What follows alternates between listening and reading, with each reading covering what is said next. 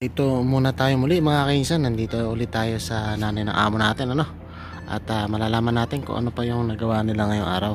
So kahapon di tayo nakapag-update at mag-update tayo ngayon. So ayan nga po, makalat pa nga po dito makakalat pa rito, hindi pa nila naliligpit. Tsaka ito hindi pa nakakabit dahil yung ginagawang ceiling o yung kesame gumagawa sila. So hindi pa po yan finishing mga kainsan. Pagkatapos siguro ng kesame, tsaka siguro plastering o na lang, masilya pala, hindi na plastering. Ano nga po ba ang natapos nila mga kainsan? Titingnan po natin. At ayan, ganyan nga po ang style na At dito, ayun, kung nakikita nyo po, halos tapos na po rito mga kainsan. Tapos na po yung pinaka-kesame, pero pipinising pa po yan. Ayan, yan po yung lalabas yung centralized aircon. Yan po siya lalabas. Ayan, ganyan po siya ang stand nya. Tapos yung pinaka makin niya, ito nakobera na po rito. Ayan. So may design pa po yan, hindi pa po yan tapos totally.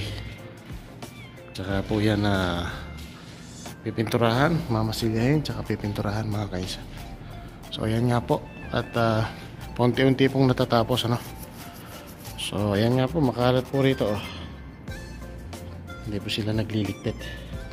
Dapat nga talaga pagkatapos sila naglilinis sila Masyado po silang makalat. Hindi po sila magandang magtrabaho.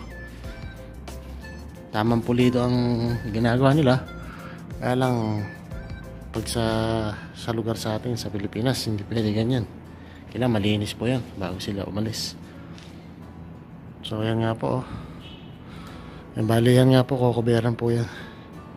Yan po yung ginagawa nila. Yun po yung pinaka frame, yung bakal na aluminum. So ayan. At konting update lang po tayo dito mga kaisan. Hindi po tayo nakapag-update. So yun nga po, magulo pa po rito, makalat pa. Ayan, yun pa lang po ang kanilang natatapos. So okay lang mga kaisan. Hanggang sa muli mga kaisan. Ingat and God bless po. Cheers. Po ang ating lunch for today mga kaisan. Wow, hasa-hasa. Yan po ay makarel dito Tawag po sa atin yan, hasa-hasa mga kaisan. Tapos meron pa tayong igigisa na kamatis. So ayan, meron pa tayong kanin. Ang ating kanin ay luto na. Painin na po yung ating kanin. So ayos mga kaisan. Yan, bago nagpilito tayo ng 6. 4 lang po yung nauna mga kaisan.